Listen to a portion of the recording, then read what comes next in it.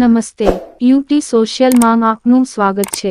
કેન્દ્રશાસિત પ્રદેશ સેલવાસના હવેલી ગ્રાઉન્ડ પર કેન્દ્રીય રાજ્યમંત્રી કૌશલ કિશોરે એક જાહેર સભાને સંબોધતા જણાવ્યું કે નરેન્દ્ર મોદીના વડપણ હેઠળ કેન્દ્ર સરકારના સેવા, સુશાસન અને ગરીબ કલ્યાણના 9 વર્ષની પૂર્ણતાના અવસરે વિશાળ સંખ્યામાં ઉપસ્થિત રહેલા ભારતીય જનતા પાર્ટીના કાર્યકર્તાઓને માર્ગદર્શન આપતા કહ્યું કે વડાપ્રધાનના સક્ષમ નેતૃત્વ હેઠળ કેન્દ્ર સરકારના 9 વર્ષ પૂર્ણ થયા છે, ત્યારે વિકાસ અને સુશાસનના માર્ગ પર સંઘ પ્રદેશની અવિરત વિકાસયાત્રાને પણ વેગ મળ્યો છે। કેન્દ્ર સરકારની અનેક યોજનાઓના અમલથી ગરીબોના જીવનમાં આમૂલ પરિવર્તન આવ્યું છે। સરકારી યોજનાઓનો લાભ ભૂતકાળમાં માત્ર ગણ્યાગાંઠ્યા લોકો સુધી જ પહોંચતો હતો, ત્યારે સરકાર આજે અંત્યોદયના સૂત્ર સાથે જનજનના હિતને પ્રાધાન્ય આપીને છેવાડાના માનવીના ઉત્થાન માટે કટિબદ્ધ છે। श्री कौशल किशोर કહ્યું 9 वर्ष सेवा सुशासन और गरीब कल्याणની વિકાસયાત્રા માંગ शिक्षा, स्वास्थ्य, जल आवास, गैस कनेक्शन, रोजगारी ના લાભ છેવાડાના માનવી સુધી પહોંચવા કટિબદ્ધ છે। પ્રધાનમંત્રી નરેન્દ્રભાઈ મોદીને હટાવવા ભેગા મળેલા વિપક્ષી પાર્ટીને આડે હાથે લીધી હતી। દર વર્ષે 25 જૂને દેશની ઇમરજન્સીને યાદ કરવામાં આવે છે। 1975માં આ દિવસે તત્કાલીન વડાપ્રધાન ઇન્દિરા ગાંધીએ દેશમાં ઇમરજન્સી લાગુ કરી હતી। ભારતીય જનતા પાર્ટી આ દિવસને બ્લેક ડે એટલે કે કાળો દિવસ સ્વરૂપે મનાવવાની જાહેરાત કરી। તે અનુસાર હાલના દિવસોમાં સમગ્ર દેશમાં કાળો દિવસ મનાવવામાં આવી રહ્યો છે। કેન્દ્રીય શહેરી અને આવાસ મંત્રી કૌશલ કિશોરે સેલવાસના હવેલી ગ્રાઉન્ડ પર એક જનમેદનીને સંબોધન કરતા જણાવ્યું। આ મીટિંગમાં પ્રદેશ અધ્યક્ષ દીપેશ ટંડેલ, માજી સાંસદ નટુભાઈ પટેલ, નગરપાલિકાના પ્રમુખ રજની શેટ્ટી, ઉપપ્રમુખ કિશન પરમાર, જિલ્લા પંચાયત પ્રમુખ દામજીભાઈ કુરાડા, ઉપાધ્યક્ષા વંદનાબેન પટેલ, માજી પ્રમુખ રાકેશ ચૌહાણ, અજય દેસાઈ, દીપક પ્રધાન, ધર્મેશ ચૌહાણ, હિતેશ લાડ, સંજય રાઉત, પ્રયાંક પરમાર સહિત મોટી સંખ્યામાં કાર્યકર્તા ઉપસ્થિત રહ્યા હતા। સેલવાસથી સમીર ગોહિલની રિપોર્ટ।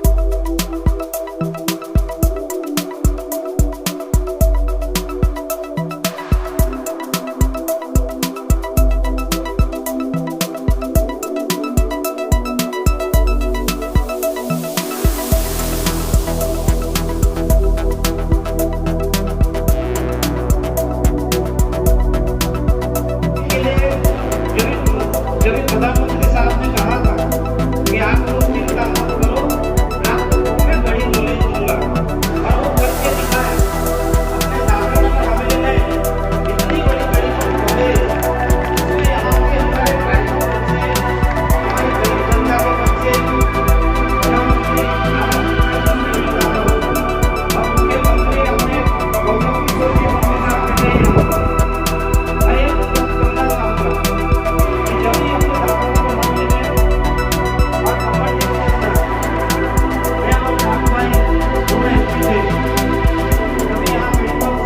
किशोर जी के साथ बैठे हैं। आज की मीटिंग माननीय मंत्री जी अपने प्रदेश में 3-4 बार आ चुके हैं। अभी थोड़ी दिन पहले डोकमटी में लाभार्थी सम्मेलन था, और लाभार्थी सम्मेलन में पूरे नगर हवेली के लाभार्थी आए थे, और वो लाभार्थी को जो भारत सरकार ने, माननीय मोदी सरकार ने जो लाभ दिए थे, उनके पूरे हमारे जो लाभार्थी उनकी मीटिंग हुई। और ये प्रदेश के अंदर जब से केंद्र में भारतीय जनता पार्टी की सरकार आई है, 2014 में हमारे लोकप्रिय प्रधानमंत्री नरेंद्र भाई मोदी जी जब यहाँ 2014 में आए, पूरे देश में सरकार बनी, तो जो भी हमारी गरीब कल्याण योजना है वो सभी को घर घर तक मिले, हमारे आदिवासी समाज को मिले, और जो भी गरीब जनता है उनको लाभ मिल सके। प्रधानमंत्री नरेंद्र मोदी जी के 9 साल किसानों के लिए, मजदूरों के लिए, महिलाओं के लिए, नौजवानों के लिए पट्टी दुकानदार लोगों के लिए, व्यापारियों के लिए, SC/ST के लिए, OBC के लिए, वंचित तबके के लिए, सभी जातियों और सभी धर्म के लिए बेमिसाल रहे हैं। किसानों को 6,000 रुपये साल में किसान निधि सम्मान मिलता है। इसी तरह महिलाओं को 10 करोड़ महिलाओं को गैस सिलेंडर चूल्हे मुफ्त में मिले। इसी तरह से करीब 3.5 करोड़ लोगों को आवास मिले हैं। 80 करोड़ जनता को मुफ्त में राशन मिल रहा है। 50 करोड़ जनता को मुफ्त में इलाज मिल रहा है।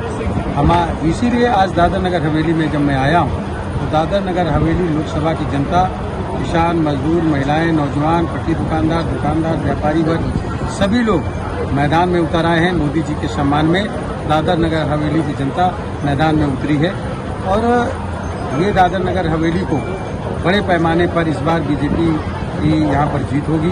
पूरे देश में 350 से ज़्यादा लोकसभा की सीटें भारतीय जनता पार्टी मोदी जी के नेतृत्व में जीतेगी और एनडीए जो है वो कम से कम 400 से ज़्यादा सीटें जीतेगी और मोदी जी की तीसरी बार प्रचंड बहुमत की सरकार बनेगी, क्योंकि मोदी जी ने आगामी 25 साल का जो कार्यकाल है उसको अमृतकाल घोषित किया है। जब आज़ादी के 100 साल पूरे होंगे तब तक एक विकसित भारत, आत्मनिर्भर भारत और नशा मुक्त भारत बनाने का जो अभियान है।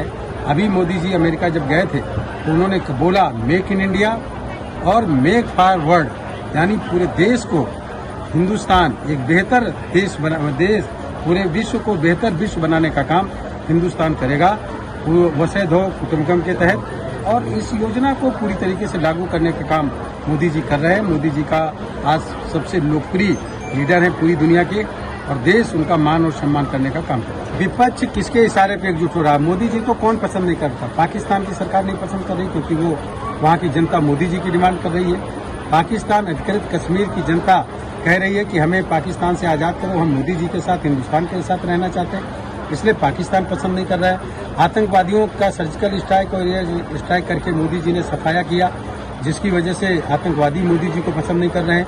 अफगानिस्तान पसंद नहीं कर रहा, चीन पसंद नहीं कर रहा। ये पड़ोसी कई मुल्क हैं जो मोदी जी को पसंद नहीं करते।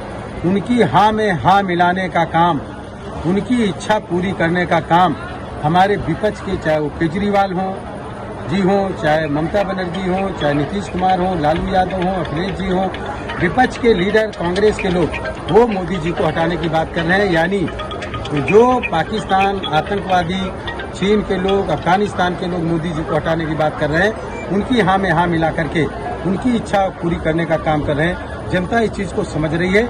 विपक्ष के लोग जो जितनी मजबूती से एकजुट होंगे, उनका 20 से 25% वोट शिफ्ट होगा और भाजपा को मिलेगा, क्योंकि उनको भी, उनके दल के लोगों को भी मोदी जी के नेतृत्व में बहुत फायदा और लाभ मिला, उनको सुविधाएं मिलने का काम मोदी जी की सरकार ने दिया। हाँ, आज के दिन इमरजेंसी लगी थी 1975 में और वो दिन काला दिन रहा है इंदिरा गांधी जी के नेतृत्व में।